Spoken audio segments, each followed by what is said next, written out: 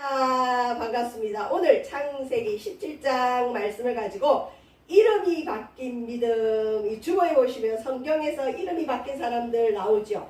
이 성경 읽다 보면 간혹 하나님께서 직접 이름을 바꾸시는 경우가 있습니다. 자, 여러분 이름의 의미가 있죠. 우리나라 사람들하고 유대인들이 조금 비슷해요. 성경에 나오는 이스라엘 백성들하고 비슷한 성향들이 좀 있는데 뭐 땅에 대한 좀 집착이 있다든지 자손에 대한 집착이 있다든지 또 이름 따라 뭐 인생의 영향을 받는다. 이름대로만 되면 얼마나 좋겠어요. 근데 그렇지 않을 때도 꽤 있죠. 근데 이제 보통 이름은 우리 인생에 영향을 끼친다고 믿고 짓는 경우가 많아요. 그래서 이름을 함부로 짓진 않죠. 그래서 조금 그 이름에 무게를 두는 가정 같은 경우는 할아버지나 할머니 아니면 권위자, 내가 이분한테 부탁하면 되겠다 하는 분들한테 이름을 부탁하죠. 좀 장명해달라, 지어달라 그러는 분들이 있죠. 저도 간혹 제 제자들 중에 아기 낳고 목사님 이름 좀 지어주세요 그래요. 그래서 저는 안 한다 그래요. 왜냐면 그 무게가 너무 커요. 이름 함부로 지었다가 뭐 그렇잖아요. 그래서 아직은 좀 그렇고 요즘은 또 트렌드가 보니까 할머니 할아버지도 필요 없고 엄마 어디 장명소 같은 것도 이제 싫고 이름에 요즘 그 MZ 세대들은 보니까 유행이 있더라고. 요즘은 지담이 요런 애들 요런 이름들이 굉장히 많아요. 그러니까 아니 이름이 왜 그래요 그랬더니 목사님 요즘 애들은 자기들이 지는데 그것도 유행 따라 짓는데요 그래요. 자, 이름에는 여러분 어느 정도 의미가 있어요. 여러분의 이름에는 어떤 뜻이 있나요? 자, 하나님께서 아브라함에게 13년 만에 나타나셔요.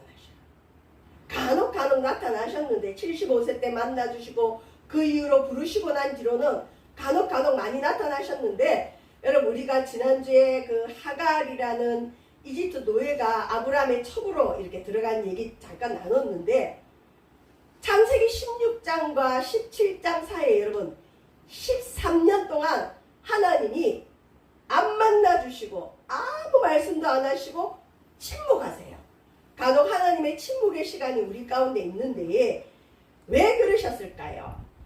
하나님이 자손의 복을 주겠다 그러면 하나님이 뭔가 행하라고 할 때까지 기다려야 되는데 사레와 아브라함은 자기들이 하나님 좀 도와주려고 하나님의 약속이 10년이 지나도 이루어지지 않으니까 하나님 약속을 좀 이루어 보려고 인간적으로 너무나 인간적인 방법으로 첩을 통해 이스마엘을 낳은 거예요. 물론 이 13년 동안 아브라함은 새롭게 태어난 자기 핏줄 이스마엘 키우는데 재미가 있었을지 모르지만 하나님은 굉장히 마음이 불편한 시간이었어요.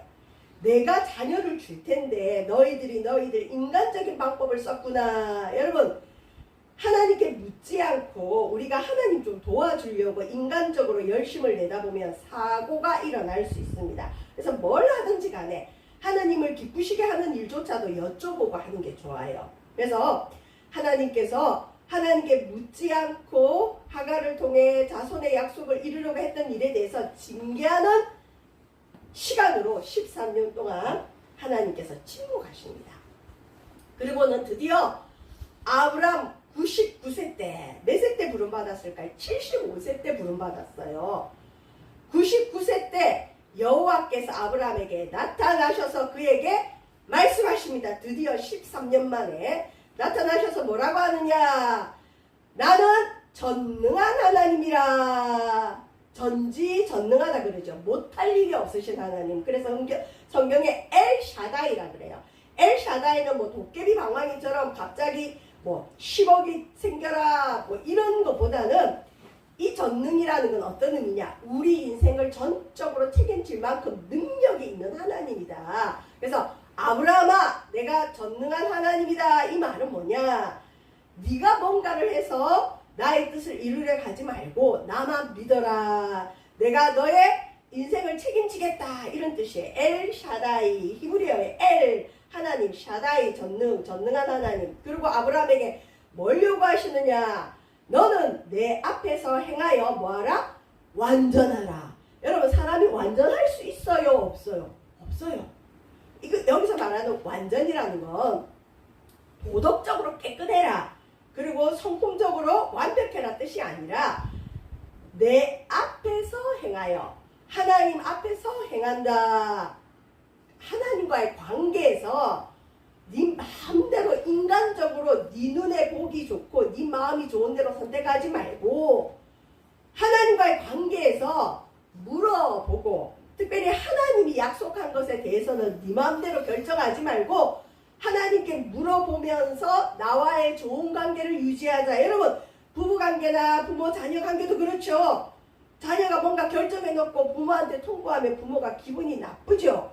부부관계도 서로 의논껏 해서 서로 존중하면서 뭔가를 결정하면 문제가 없는데 무시하고 자기 마음대로 하면 마음이 상해요. 하나님이 자손의 복은 굉장히 중요한 복이었어요. 그리고 하나님이 몇 번이나 복 주겠다고 약속했는데 아브라함과 사레가 못 기다린 거예요.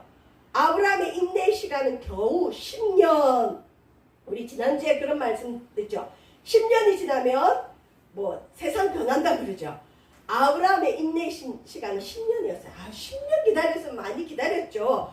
10년을 기다렸는데도 하나님이 아이를 안 주시네. 나는 나이가 들어가고 내 부인은 늙어서 이제 아이를 가질 수 없네.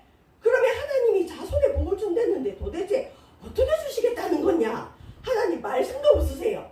그래서 인간적으로 잔머리를 쓴 거죠. 첩을 들이면 되겠다. 그리고 아브라함의 후손으로 우리가 키우면 되지. 그러고는 이스마엘을 낳아버린 거예요. 여러분 우리가 신앙생활 할 때 이럴 때가 많이 있습니다. 하나님께 물어도 대답 없을 때가 있어요.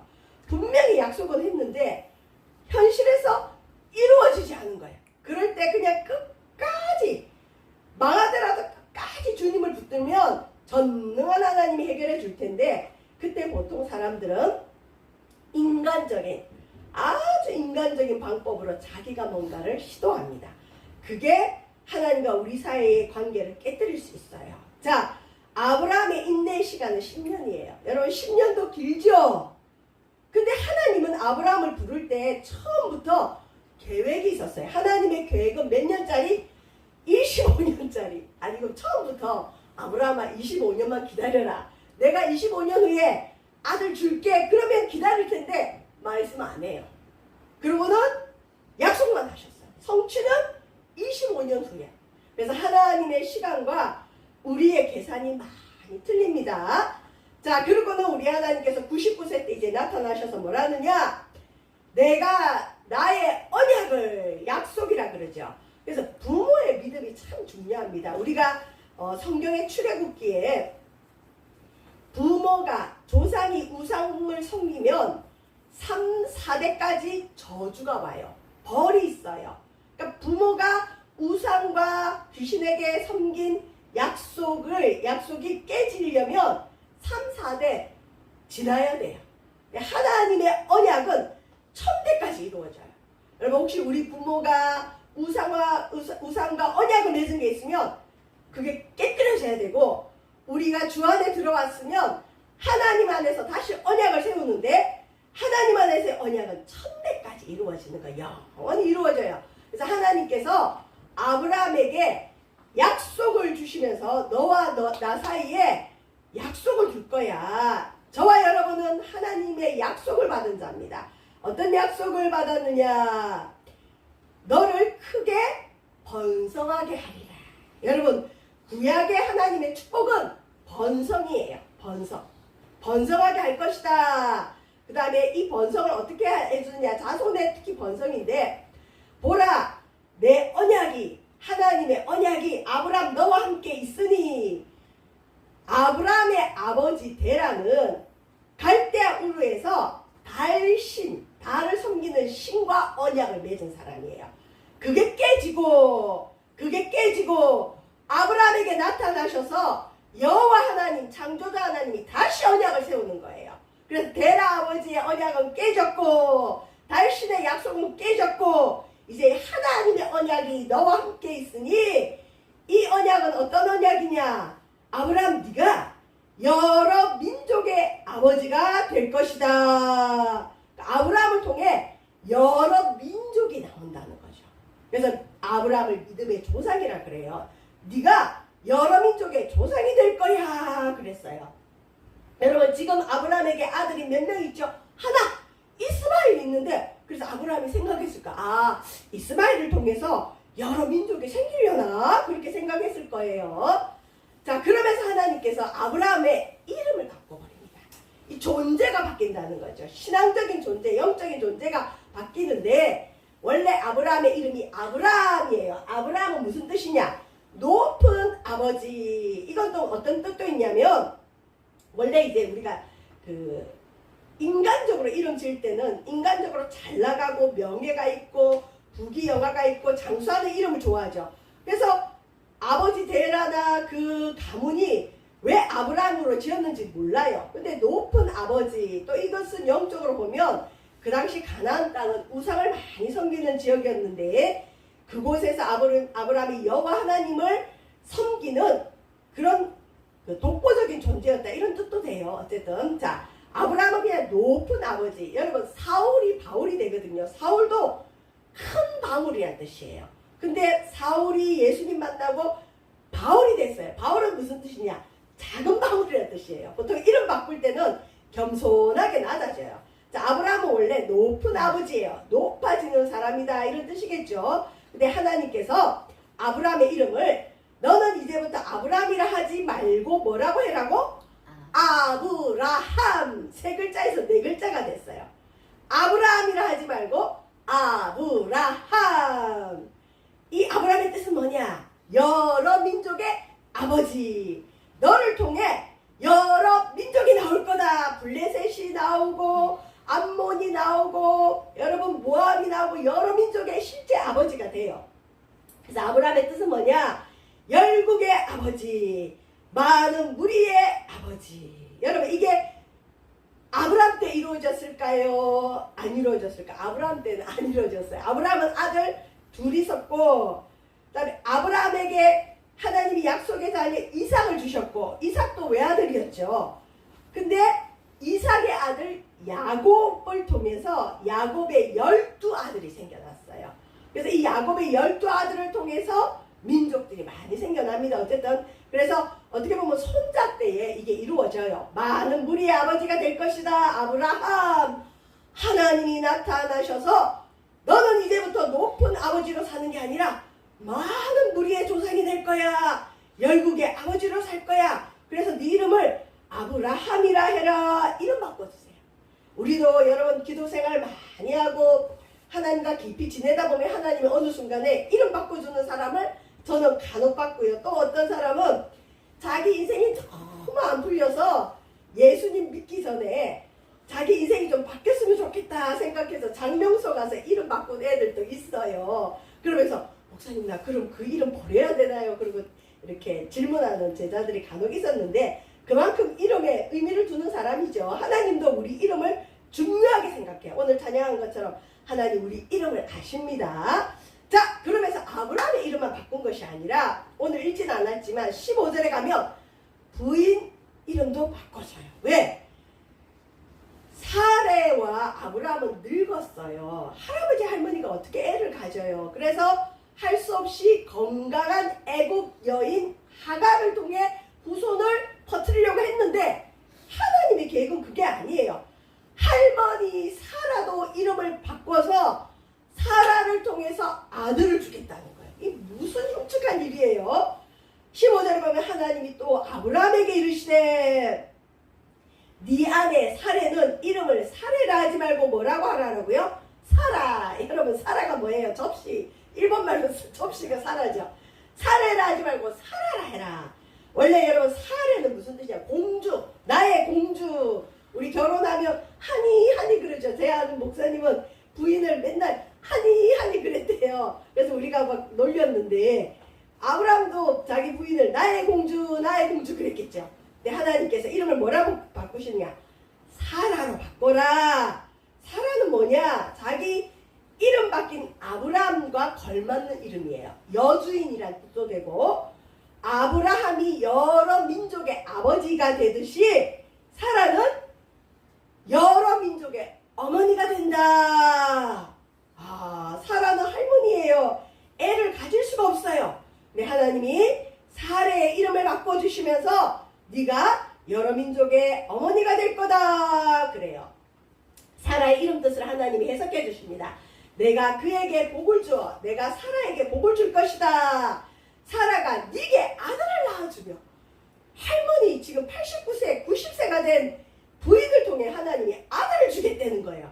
그리고 내가 그에게 복을 주어 그를 여러 민족의 어머니가 되게 하리니 민족의 여러 왕이 그에게서 나리라.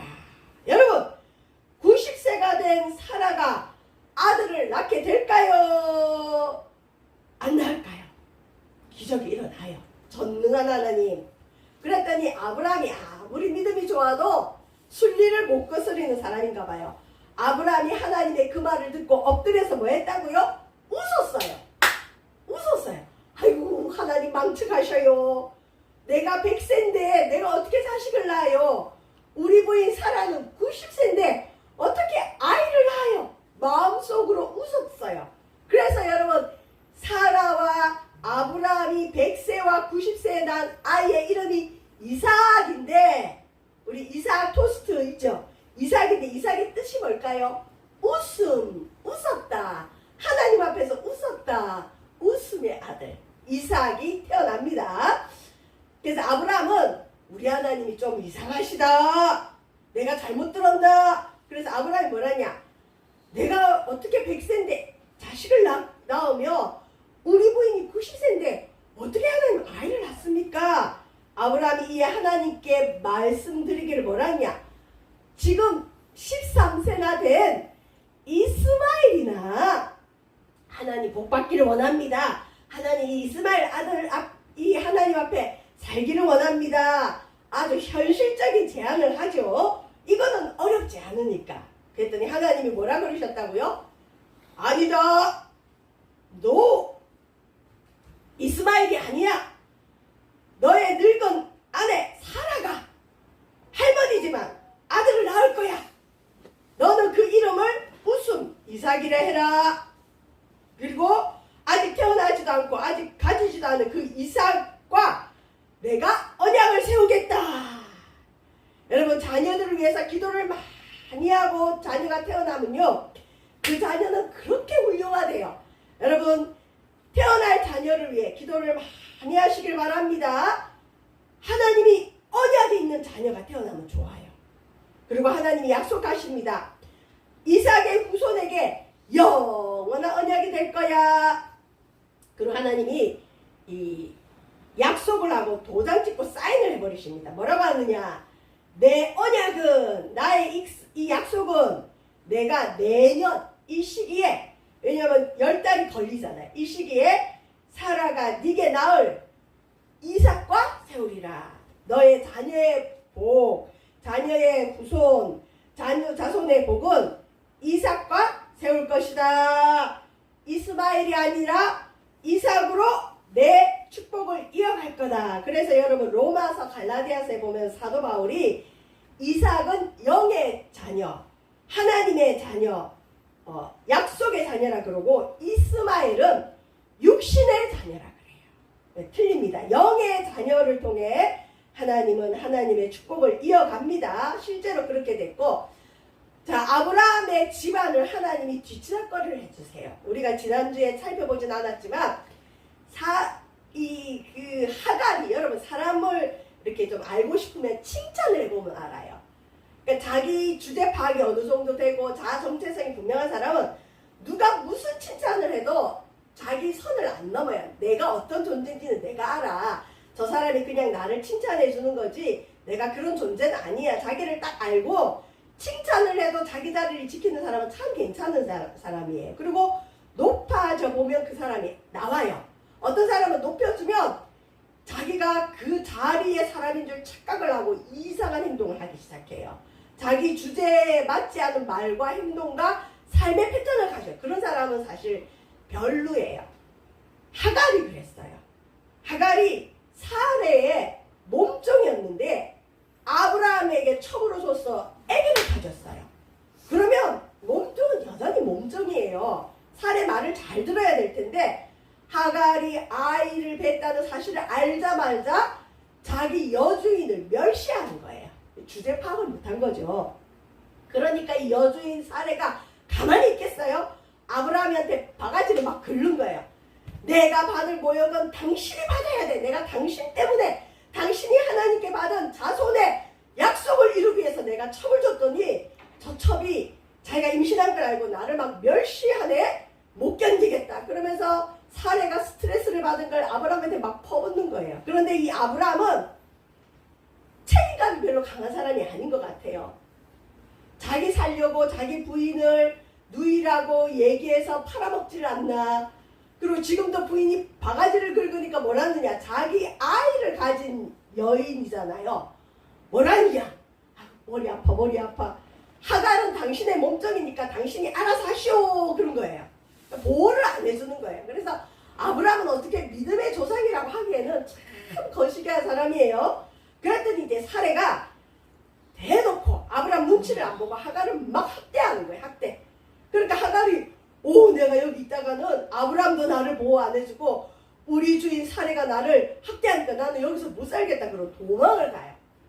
도망가다가 죽을 수도 있잖아요. 그때 하나님이 하갈에게 나타나서 네 뱃속에 있는 아이는 이스마엘이 될 것이고 어쩌고저쩌고 이스마엘에 대한 축복도 주시면서 너는 너의 주인 사라에게 돌아가서 순종해라. 그러고는 이 아브라함의 아이를 가진 하갈을 아브라함 집으로 돌려보내요.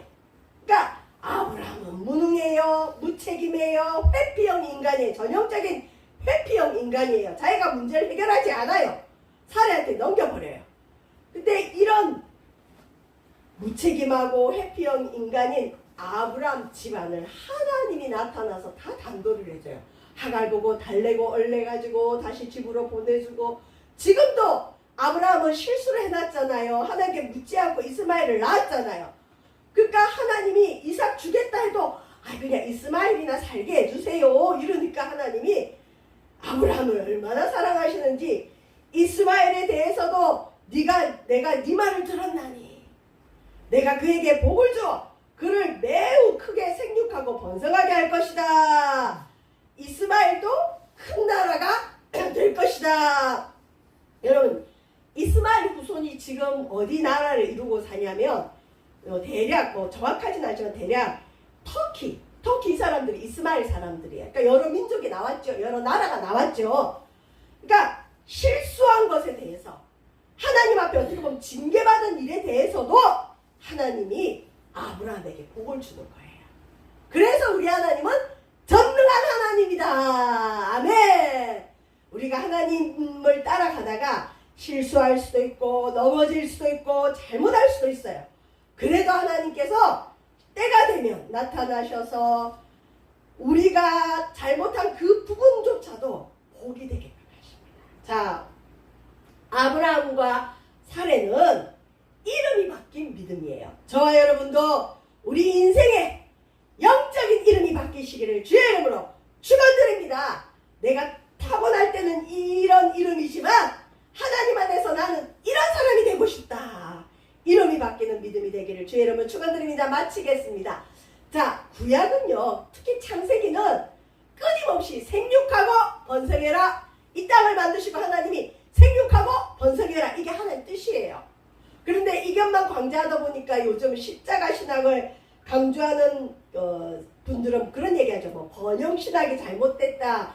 기복신학이라 하는데 창세기의 하나님, 구약의 하나님은 생육하고 번성하는 게 하나님의 뜻이에요.